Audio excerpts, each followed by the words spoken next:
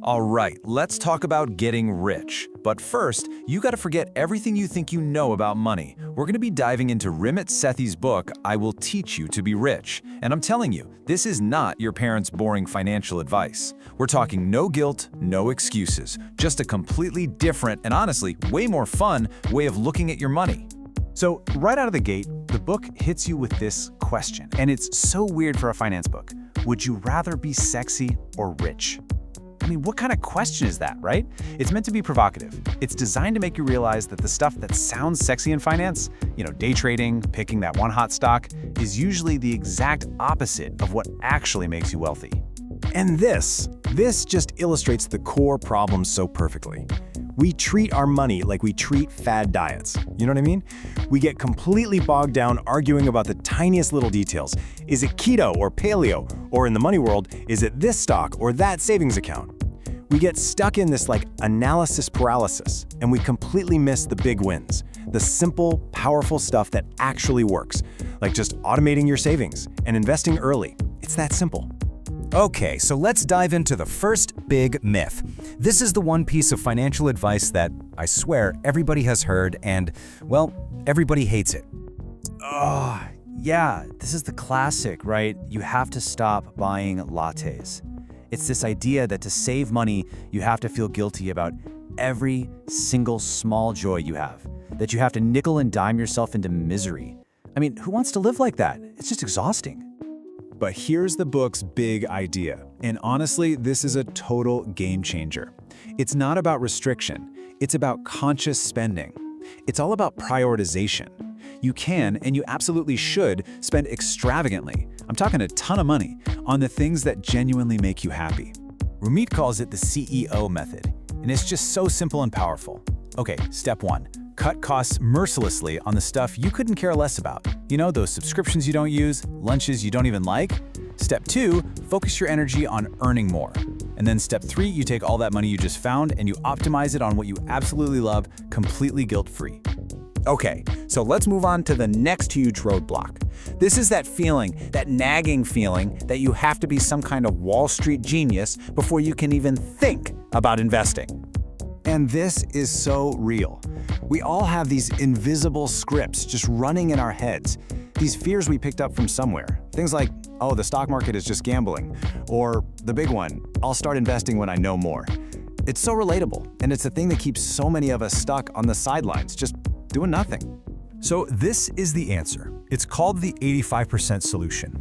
And the whole point here is that getting it 85% right and actually starting, that is infinitely better than waiting around trying to be 100% perfect and doing nothing at all.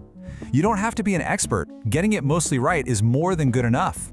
Okay, get ready for this, because this slide is gonna blow your mind. Look at Smart Sally on the left. She invests just $200 a month for only 10 years, starting at 35. Okay? Now look at Dumb Dan. He waits till he's 45, and he invests the same amount for 20 years, twice as long. But look at those final numbers. Sally ends up with over $60,000 more. That is crazy. It just proves that when you start is so much more important than how much you know or even how much you invest. All right, let's tackle another huge one. This myth that all credit cards and all debt are just pure evil, and you should just run away from them screaming. For most of us, our relationship with credit cards is totally defensive. We see them as a trap. We're always just reacting to late fees, feeling anxious about debt, and pretty much treating them like this necessary evil that we just have to put up with. But what if that's completely the wrong way to look at it? Ramit argues we should be playing offense with our money, actively using credit as a powerful tool to build your wealth, get amazing rewards, and actually improve your financial life. And improving your credit score is a perfect example of one of those big wins we talked about earlier. It's one of those 5 to 10 actions that gives you these massive, disproportionate results. It's so much more impactful than clipping a million coupons or skipping a coffee. And this is where you can see just how much money we're really talking about. On a $200,000 mortgage, with a great score, you pay about $355,000 total. With a lower score, almost $426,000. Wait, no way! That's a difference of over $70,000. That's insane. That's a car. That's a down payment on another house, all because of a 3-digit number. So, we've busted some myths, we've talked about tactics, but now we get to what I think is the most important part of this whole explainer. It's about shifting the focus from the how of money to the why. This quote, this one really hit me. It's probably the most powerful idea in the entire book. It just completely reframes the whole conversation. Suddenly, money isn't the goal anymore. Money is just the fuel for the life you actually want to live. So, what does that life look like? And a rich life? Well, it looks totally different for everyone. For some, yeah, it's something huge, like traveling the world or helping your parents retire. But it can also be something small and deeply personal. I mean, think about being able to order appetizers at a restaurant without even glancing at the price. How good would that feel?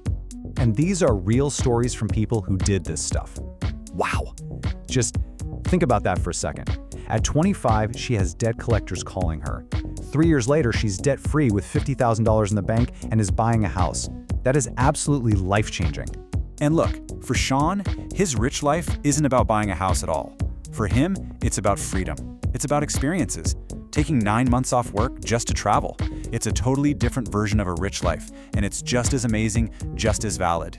And for Rena, a rich life meant literally doubling her income and just absolutely crushing her debt. It just shows you the incredible power that comes from taking control and finally starting to play offense with your money. So, the whole point of this entire thing, it really comes down to this one simple question. We've gone through the tactics, the mindset shifts, but it all starts right here. What does your rich life look like? Not your parents' version, not what you see on Instagram. What is it for you? Be specific. Really think about it.